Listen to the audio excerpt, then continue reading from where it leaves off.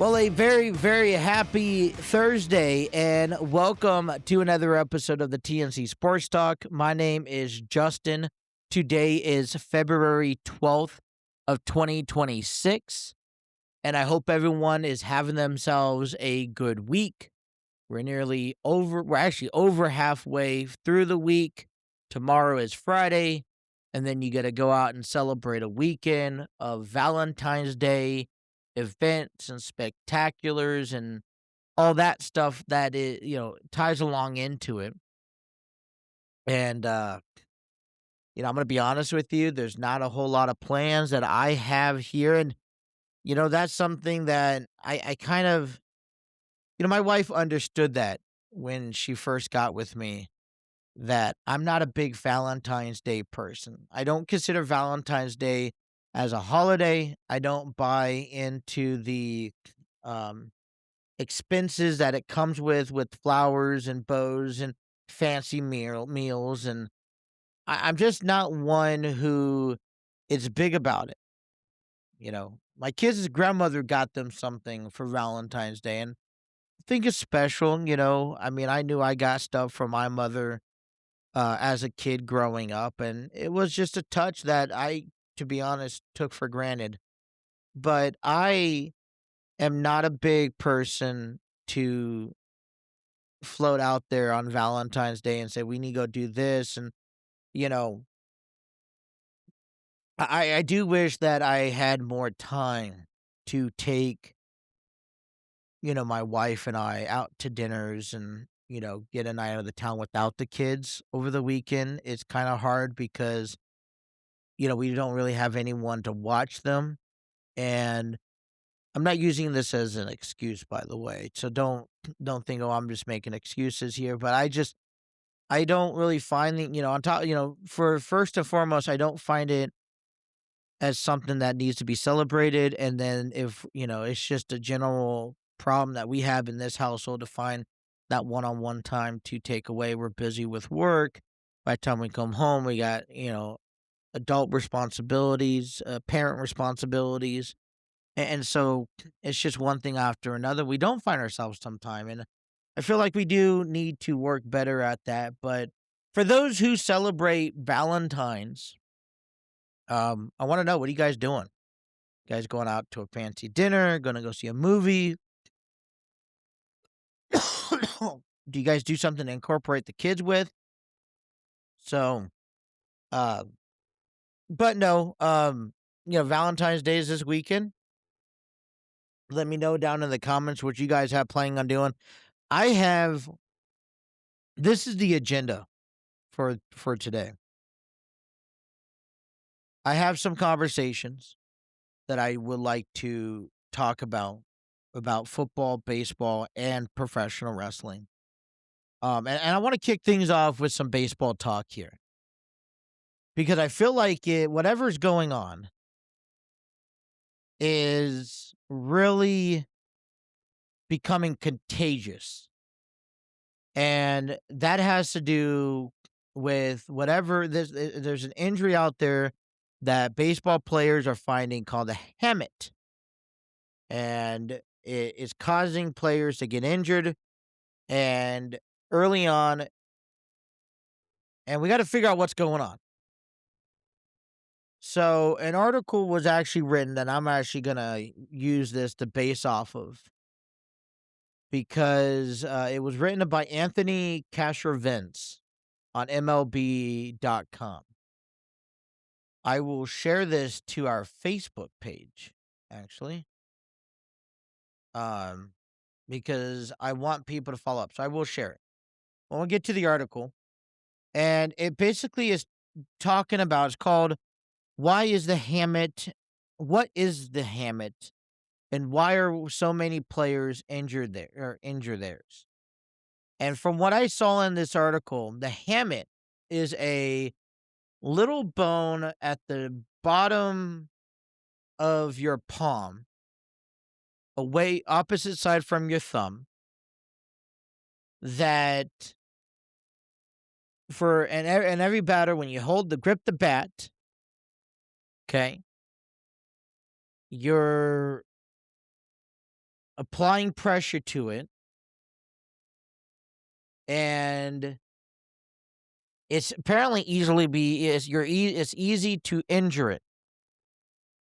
Um, so it's kind of any kind of contact, foul tips, hardline drives can potentially cause the injury. Because of vibration that's contacted between the bat and the palm, where the hook of the hamate is located at. But it could actually, happen, and what we're actually seeing this as a simple check swing, where a player doesn't go around and checks his swing for a pitch. And it's all because of that abruptly stopping motion that can cause the same effect. Excuse me. The hamate bone is a small, less than an inch, wedge-shaped bone located in the wrist on the pinky side. It has a small hook-like projection called the hook of the hamate. Think of like a coat hook. It serves as an important purpose of attachment point for the transverse carpal ligament forming the root of the carpal tunnel, but is very fragile.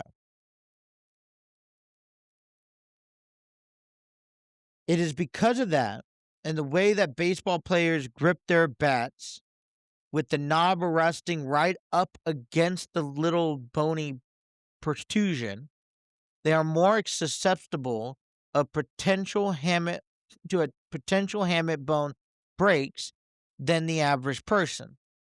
The direct compression caused by thousands of swings can develop stress fractures in the bone in the lower hand, the left hand for right hand batters and the right hand for lefties, essentially weakening it over time. And so think about this. We're 4 days into spring. I know some of these position players are out there earlier as January, getting reps, getting at bats, and we are starting to see the effect kind of fall into place with some of these batters getting their proper swings with. How it could be, it's not really an easy diagnosis. Certainly can be suspected when a player is feeling pain in the palm and experiencing weakening in the grips, but x-rays can be inefficient. Because of the size and the position of the bone, it makes it difficult to get a proper image. Often a CT scan or an MRI are needed to confirm the break. So, for those who get injured and they have this injury, okay, it's often a surgery is often entails of removing it. It's like, and they'll call it, they kind of connect this like an appendix. The hamate bone has a poor blood supply, so it doesn't heal well on its own. So small that attempts to fix it surgically often fails, and with time, the instance of professional sports, the path of least resistance is often just to remove it and the fragments of the bone completely. There are some risk levels to this surgery. Players run the risk of nerve dysfunctions or dull palm pain in the area, kind of like a phantom pain. A strength and conditioning program can treat these issues, and with excision is generally considered to be low risk. Usually, the recovery timetable is about 4 to 8 weeks. And for most parts, this surgery has a good outcome. 2020 studied in an American Journal of Sports Medicine included 261 professional players and found that 81% returned to the same or even higher level. But of course, means that there's been some complications, setbacks to full strength. A prominent recent example of a player post surgical complication was Mike Trout. Actually, this is something I'm learning with you guys here. Well, as I talk about this, he suffered a left hamlet, broken left hamlet, had surgery in early July, returned to play on August 22nd for just one game, and then he was shut down for the season because of lingering pain soreness. Again, most players have good outcomes. Juan Carlos Stanton, Jose Ramirez, Matt Olson. Back in 2019, you had Mookie Betts in 2024. From of the star players who have had surgery, I mean, heck, Ken Griffey Jr. had it back in 1996, missed about a month, and still was able to finish fourth in the AL MVP voting. So, it's an injury that's been going around for years. And I think why it takes a little bit more precedence right now in the news, because we haven't seen one, not two, but now three players who are now out because of this injury. Earlier this week, we talked about Baltimore Orioles' Jason Holliday. The Mets came up and learned that Francisco Lindor will need this surgery. And now this morning, we're learning that Corbin Carroll will be needing these surgeries. And I think, or it's not Jason, it's Jackson Holliday, excuse me. But I think this is very interesting. This is, to me, nerve-wracking because you're seeing a lot of top stars just in the first few days of spring training, and they're requiring this surgery. And it's deceiving because, well, the time frame is at least a month. Well, a month from today will be March 12th. So we will be about halfway through spring training. We will be about at least probably 2 weeks away from opening day. And that's the minimum timetable if the surgery goes well and the recovery goes well. Well, if you give another month of leniency for recovery, that means it would be April 12th, which will probably be a solid, 2, if not 3 weeks in the regular season. And I'm sure that these players will start off in the return somewhere down in the minors to get themselves in conditioning shape. So practically you're going to miss a player for about a full month of the regular season. Well, for teams like maybe Baltimore, who could use a Holiday at bat daily in their lineup and really can't afford many hits on their ball club because they're in a tough division against Toronto Blue Jays, the New York Yankees, the Boston Red Sox, all very competitive. It hurts an organization to learn that you'll have them out to begin the season. Now, sure, I guess prefer to have this injury now in April than to have this injury at the end of September where, your team could be going to the playoffs. But in reality, for me, I want to avoid all this if possible, but there's no way around it. I think this is kind of gut-wrenching. And, to be a Reds fan, to see this now on the third player in less than a week, I got to kind of ask the question and, throw up the yellow flag are we scared at all as a Red fan if any of our players are going to deal with the same injuries? I don't, we're already in a position. I still feel that we're in a critical position where we need everybody healthy coming out of spring training and into the regular season. I feel like that's inevitable.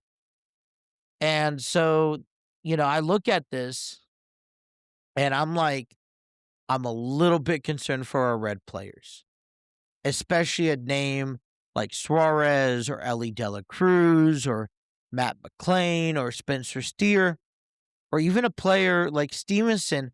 There are certain players, in my opinion, that need a little bit more extra help, a little bit more extra plate appearances, and a little bit more work. And so I kind of like, all right, I want to be able to watch this go through. And if you get held back because of an injury like this, man, 2 months on that table is no good, at least in my opinion.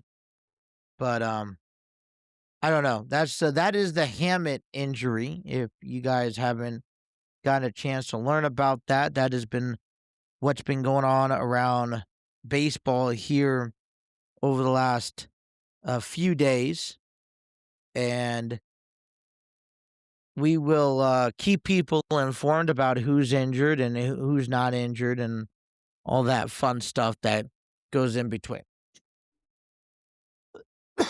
Another conversation that I wanted to talk about today, and at the time of this recording, nothing's happened. I don't think there's nothing that's supposed to be happening for the next 2 to 3 days, maybe over the weekend. But I'm sure, we could provide some Reds conversation in relation to this. And that has to do with Philadelphia Phillies outfielder Nick Castellanos. Never once I've ever heard of a organization asking their player not to show up to spring training. Never once I've ever heard of that type of deal, especially a starting position player. I know that there were some discrepancies with the possibility of Nick Castellanos being traded or possibly being released from the organization. I don't know much about the details on why the departure is heavily afloat, but I do know that this is something that's not just an overnight breaking news. This has been going on.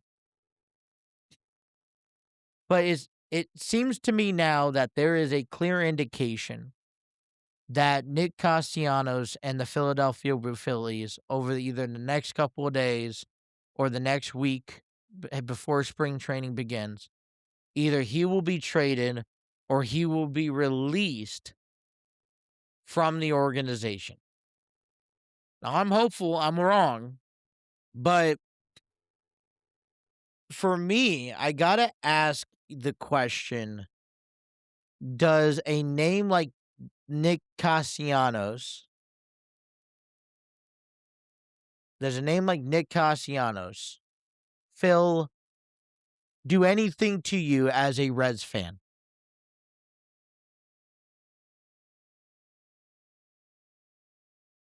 The one thing I'm interested is who feels that we are in a comfortable position with the players we have today to have to go into spring training, go into opening day with what we have. Are we satisfied with the offseason, with our roster, with the offseason moves?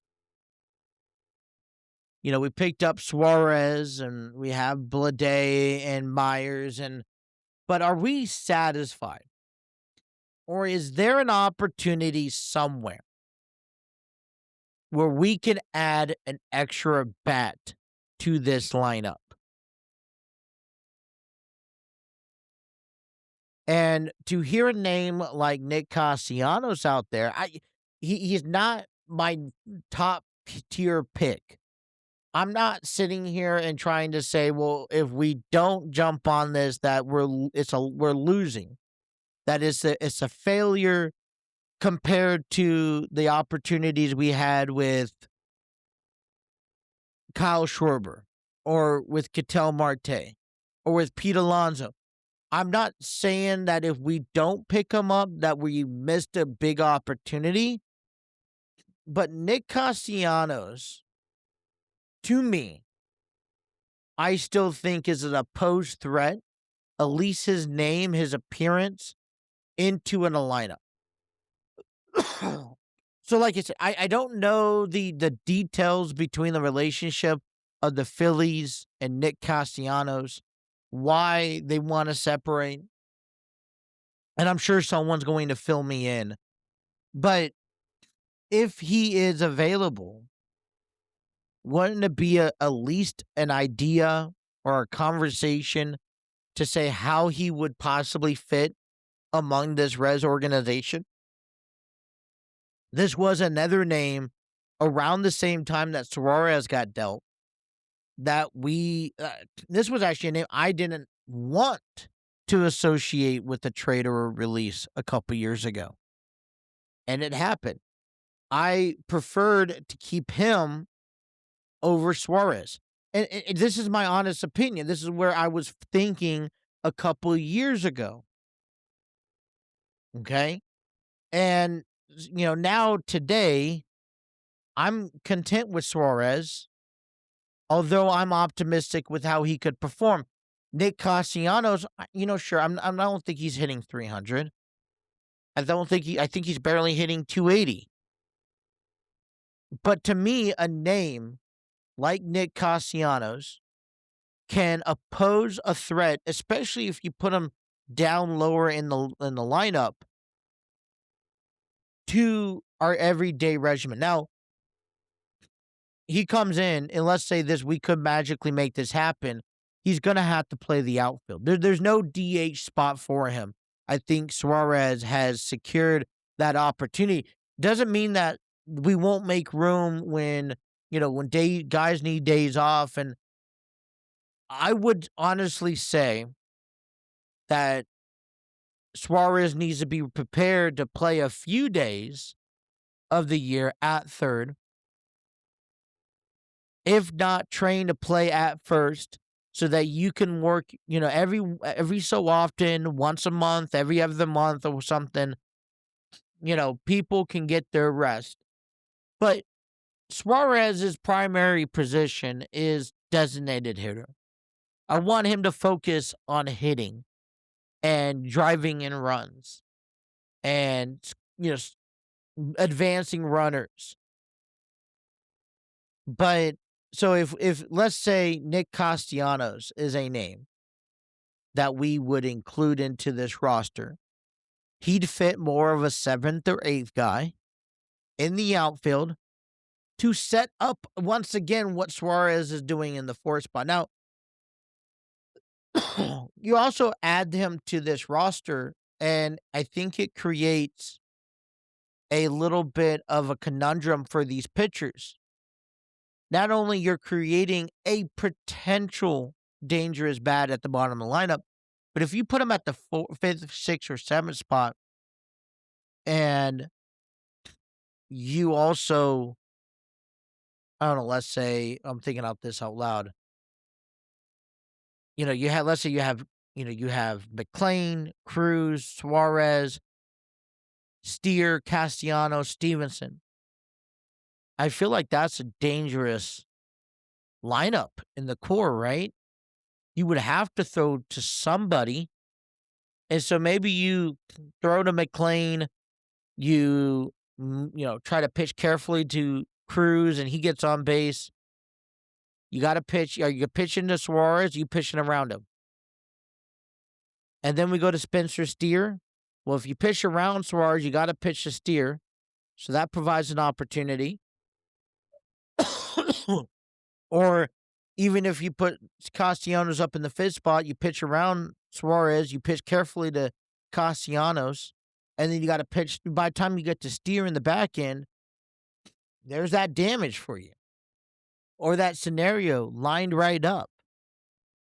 I'm not saying it's a bad thing because let's be honest, I still think that the Reds could use some extra help in the outfield. Maybe defensively, they're stacked. But how are they offensively? And if I look at this offensively, I don't necessarily think so. Maybe Will Benson, TJ Friedel would be two of my favorite guys I'd like to lock in on a daily basis somewhere.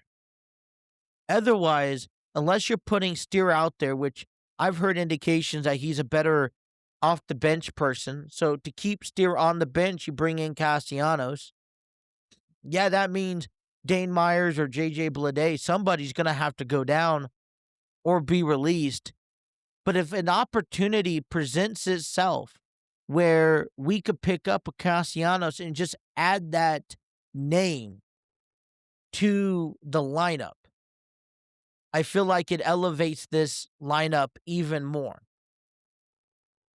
And I really like it a lot. And the fact is it's becoming more of a reality, especially when we learn things about how the Phillies are serious about making this future decision. He's been removed from posters and paintings on the wall and advertisements. I have heard nothing positive. The only thing I've heard in all the research that I've done about this situation is that within the next few days, the Phillies will be making a decision whether to trade Castellanos and to who. Maybe they're just going to eat up a contract and get rid of him. I don't know what those details will be. Or they're going to just release him flat out. And if I'm the Reds, I would really take a look in the mirror and see, I know we have a lot of players, but is a Castellanos somewhat player that could help elevate our offensive power tremendously? And I'm not thinking that this is a blockbuster deal from whatever means necessary, but this is a deal that would raise my eyebrows and say, you know what? Okay, let's do this. I would be okay doing it. It's a risk that even the Reds aren't comfortable in making often because it would be a risk. Suarez was a risk. The risk lies into JJ Bleday and Dane Myers. The risk lies into Caleb Ferguson and Pierce Johnson. But a deal like this, let's say we could get a deal like this done. A deal like this would show to the fans, from Nick Kroll to the Castellanos, that this team is paying attention to what it needs, what it doesn't need, is trying to capitalize on opportunities provided, and we are going to take the risk. And if we fail, if this risk does not work out, I'm not going to get mad. I'm not going to look back and say what the worst deal ever is.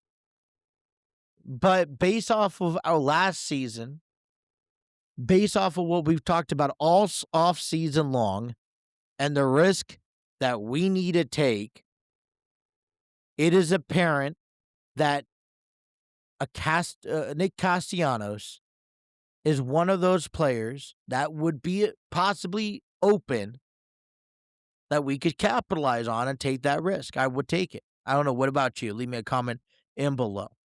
The comment below, we'll talk about that as we learn about what happens in the future.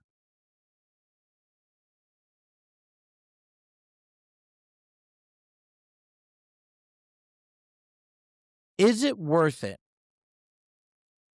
to tag, or at least try to tag, Trey Hendrickson?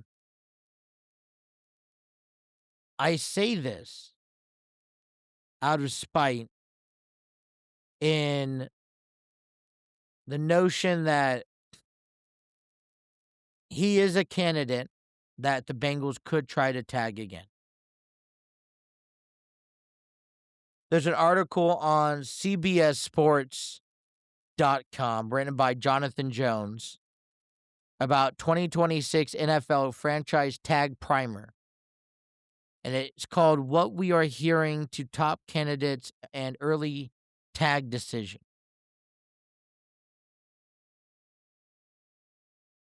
It's very difficult to even show interest of possibly bringing back Trey Hendrickson. He's coming off of an injury that kept him out majority of 2025. He's 32 years of age. And the Bengals retained the right to tag him after a protective talks last offseason.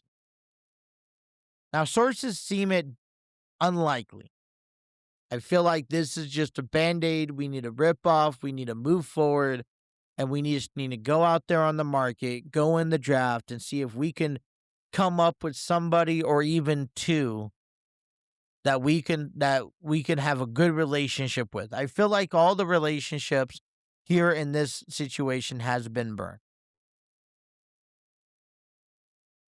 You know, I'm not trying to sit here and trying to find any ounce of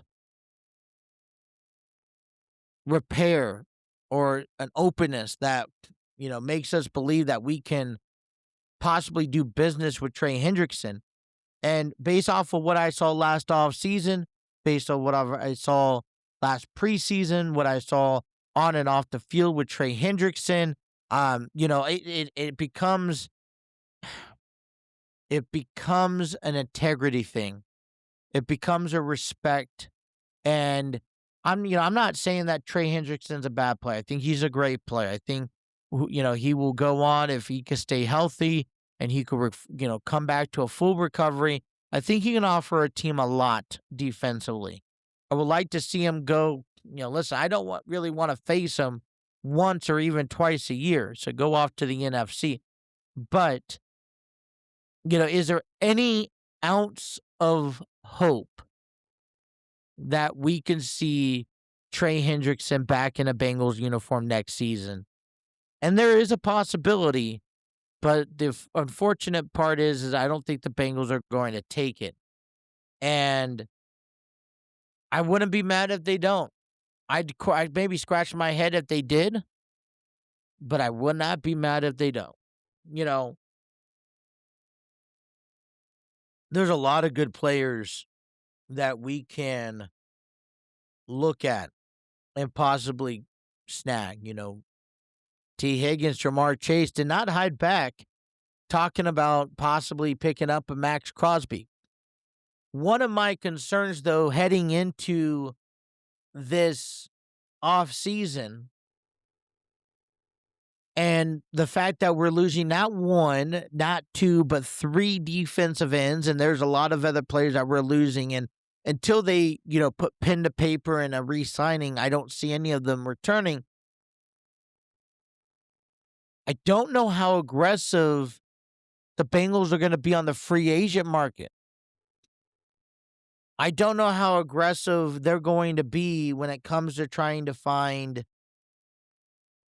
players to replace what we had last year to move forward. And we can't rely just on the draft. And, it is another common conception that let's not sign players that we don't know anything of. I feel like that's the virtue here in Cincinnati.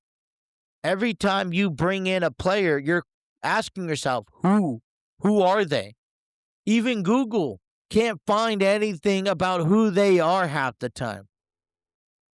Okay, when here's the deal. This is what I was doing.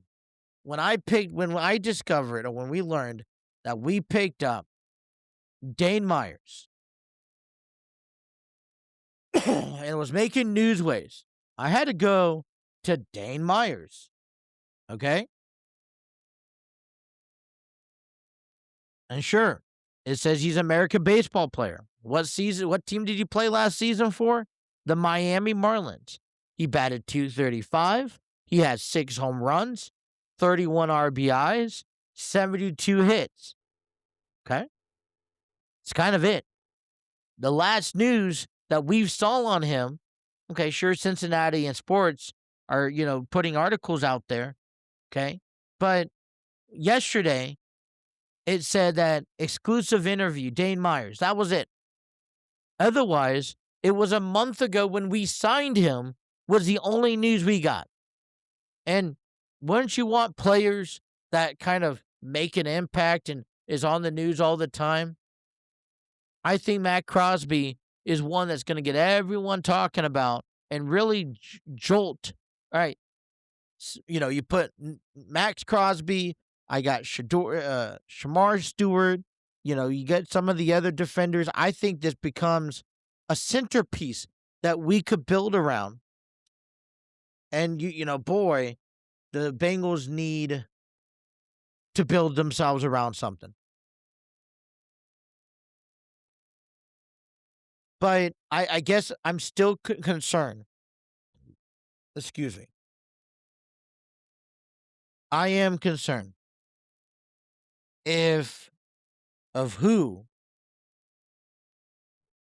we are able to get.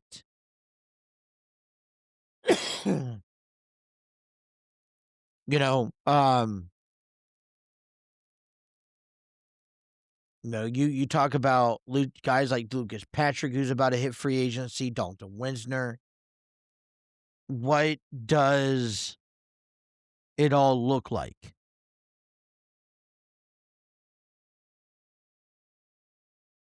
And I don't have that answer for you. I am struggling to get that answer for you. Does, BJ Hill, TJ Slayton, we got Miles Murphy, Joseph Otsai out there. You talk about possibly, pushing Shamar Stewart. There are just, to me, where do we need improvements and how do we start? Are the Bengals willing and capable of going out there, picking up talented names, and say, all right, we're going to put this team together? When we are signing players this year, how many of them are going to be, hold on, let me Google search who they are?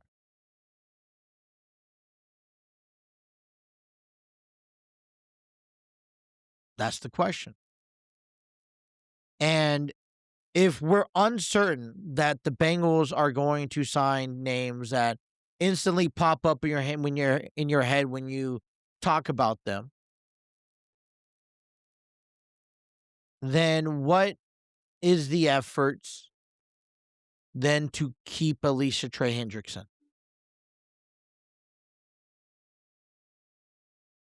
I don't like it as much as you, but if the Bengals aren't planning to be aggressive in the free agent market this year, I don't care what they do during the draft, because unfortunately, here's my take on the draft, you guys.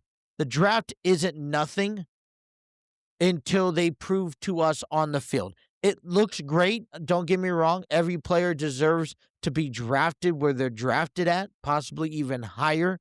But what I'm telling you is that once you're in the draft and you've been drafted to a team, it all resets. No one cares about your success, to be honest, in college. No one cares if you're a Heisman Trophy winner, if you won the national championships.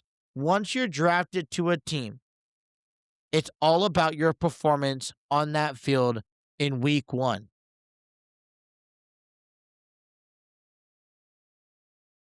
And so you could draft the top 5 best players back to back to back. And that's great and all. I think that's a win on a draft level. But the true win is how do they come out 2-3 years down the road? And if we have a talented star, then we've done our job.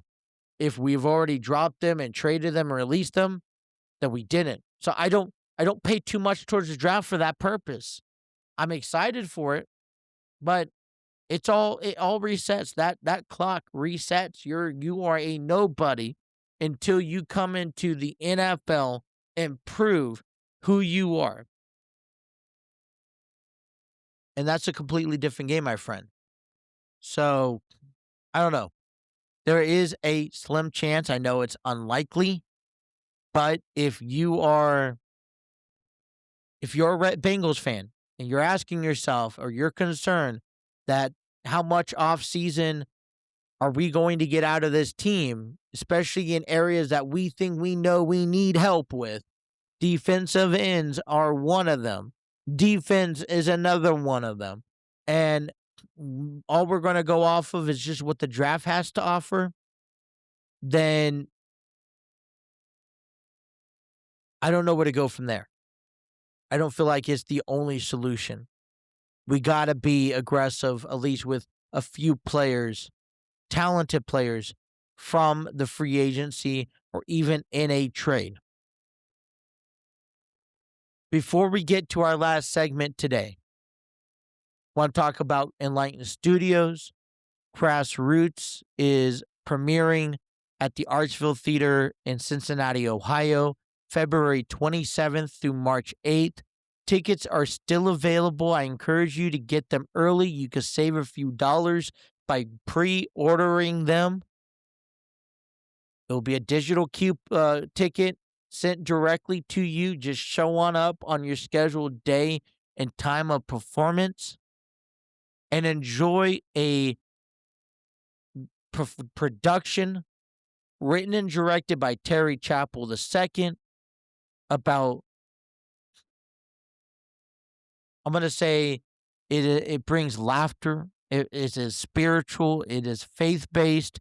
It is grassroots.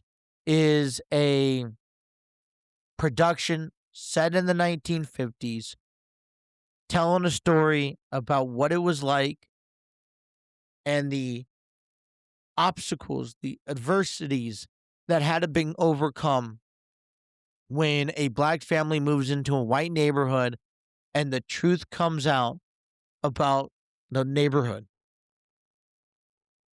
I really enjoy the cast. I think it's a special group of people. It's what I've seen is that you're seeing more of a family that is also connected to each other outside of this production. So if you haven't got your tickets, get your tickets now. You can get them at the door, but I encourage you gain them sooner. Check out the product.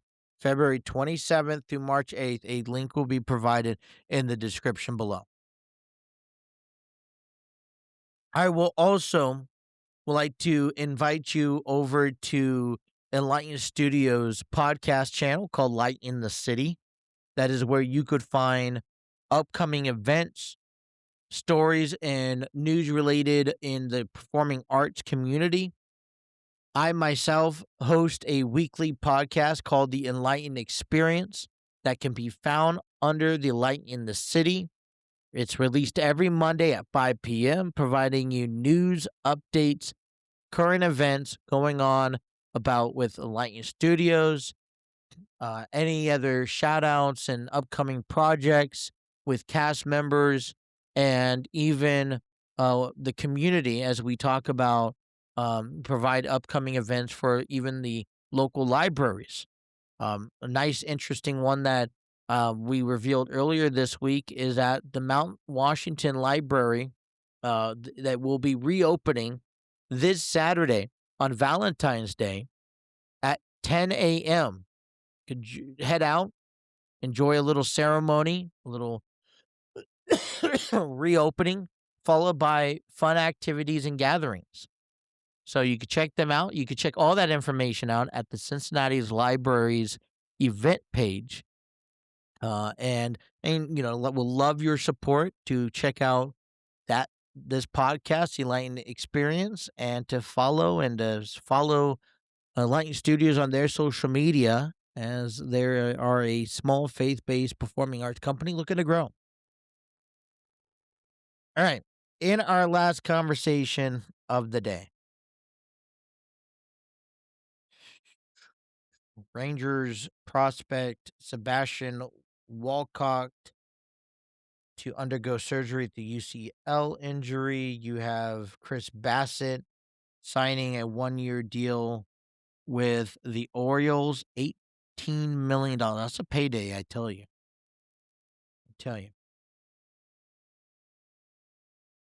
All right. So there are a couple stories, lines. As we head into the road to WrestleMania, there are a couple of storylines that, to be honest, is just a little too much. It's something that I feel like the WWE needs to get away from and move on. I don't know how much you feel about this, and so I want you to be able to weigh in. Let me know what you guys think. But one of the storylines, I'm going to release 3 of them that's currently going on. I think has extended their time, and it must end. The first storyline is the Wyatt Six versus the Family Tree, the MFTs. And it's between the Wyatt Six and the Solo Sikoa's faction. It's known as My Family Tree. And it's honestly, it had, I think, a lot of great potential, but has still failed to connect with the live audience. Despite the Wyatt Six debuting the significant monument of, their extended rivalry with Sikoa's group, but it's just dragged out without making a lasting impact. What got me intrigued when they brought the lantern in, it reminds me a lot of the storylines 25, 30 years ago when The Undertaker was carrying the urn everywhere he went. And he was always associated with that urn. And so wrestlers would have to try and use that against him in matches.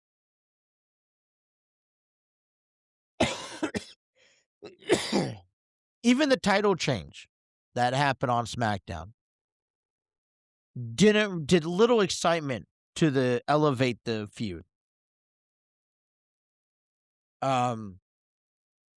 The one-on-one clash between Uncle Howdy and Solo Sikoa at WrestleMania is necessary to finally close the chapter. But I think in reality, maybe this feud, if this feud was designed to go out to WrestleMania, then this feud was just way too long for what it was being told. And you see them week in and week out having these matches. And at the beginning, it's fine. I think at the beginning, it was actually interesting. And I think it was top tier. But now I feel like it's just a complete dud. So, am I okay if to see Uncle Howdy and Solo Sikoa at WrestleMania? Sure, maybe it's even a Friday Night SmackDown. Doesn't need to be a WrestleMania card. I don't know if it's going to be perceived well as a top-tier match. Absolutely not. But I feel like let's get there. Let's hurry up and get there so we can move on, because all it's doing is preventing both teams from moving forward and what they need to do. I've expressed how much I love Natalya since her return. And I love this new format. And I love Maxine Dupree. She's a young, talented, up and rising star that's getting a lot of momentum. through the assistance of people like Becky Lynch and now Natalia. But to me, okay, and this is no credit or discredit to what Maxine has done. Natalia has came back, has rejuvenated herself. She's conquered. She has it's supposed to be this now new dominant person that is causing mayhem, but the mayhem is only towards Maxine. It's not towards anyone else. So, and I think Maxine's a great athlete, but I think she is more along the line to the totem bottom of the totem pole here. And this feels like an easy victory to how they are building both of these characters. Bluetooth disconnected. This is a feud that I think was great. And I think last week, what we saw on Monday Night Raw needs to end. Just needs to stop how it is. I feel like Natalia needs to, she has showed her dominance. She has overpowered Maxine. I think that she needs to continue moving forward, not drill on Maxine anymore. Maxine needs to kind of regroup herself, maybe spark this at a later date, the Money in the Bank or even, and it's just sometime after WrestleMania. And whatever plan is for Natalia heading into WrestleMania needs to be more apparent. I don't even know if this is a feud that should end at WrestleMania. It should be, or if there's going to end at WrestleMania, they need to separate each other. To spend 3 months of Natalia coming back in ring action, competing just to face Maxine Dupree, which we've already seen it happen.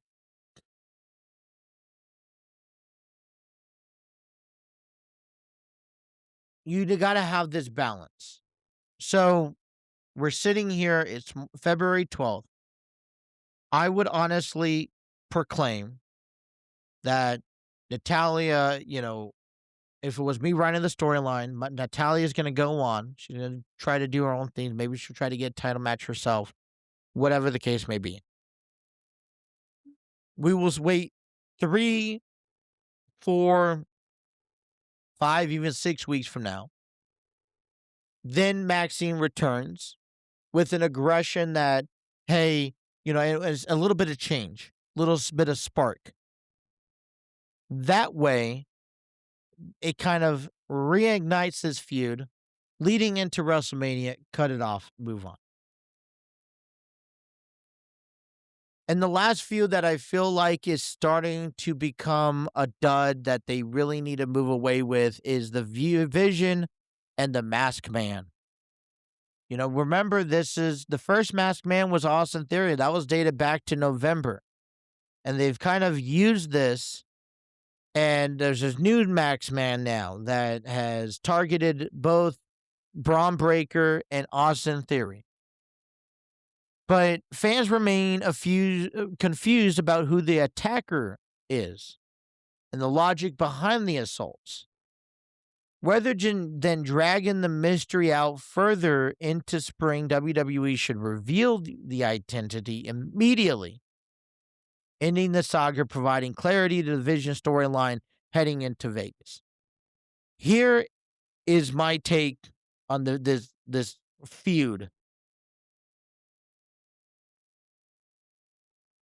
I know earlier this week I gave you a perspective that the Masked Man can continue this up until the week or two before WrestleMania.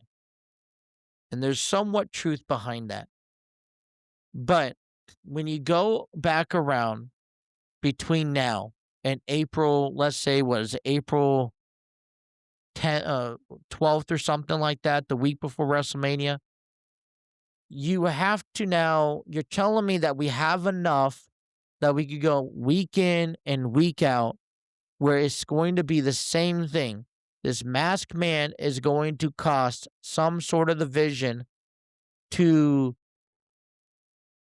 just step away, to cost them from progress being made forward, especially now since Braun Breaker is injured. It looks to me, from my vision, that Austin Theory is that runner-up, that next guy to kind of take that spotlight. And you do ask, is it Grayson Waller? Is it Seth Rollins? Who could this masked man be?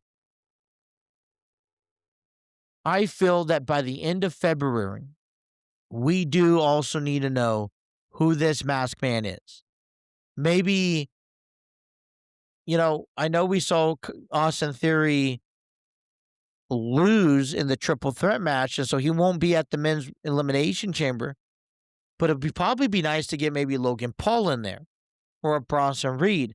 Have this masked man cost one of them the opportunity at WrestleMania. And then it becomes revealing of who this person is. So it's just a different idea. But I feel like since Survivor Series, the vision is trying to make this progression forward in their reign on Raw has been held back by this masked man. First it was Austin Theory, now it's whoever this is. And I don't feel like I feel like they've taken steps back instead of steps forward. And so this new vision of future superstars today, tomorrow's concept has really just been out the window. So what do you think? What are storylines currently in the WWE that you think need to be ended, whether it's before WrestleMania or at WrestleMania, and how do you think it should end? Let me know down in the comments below. This is all the time I have for you guys today.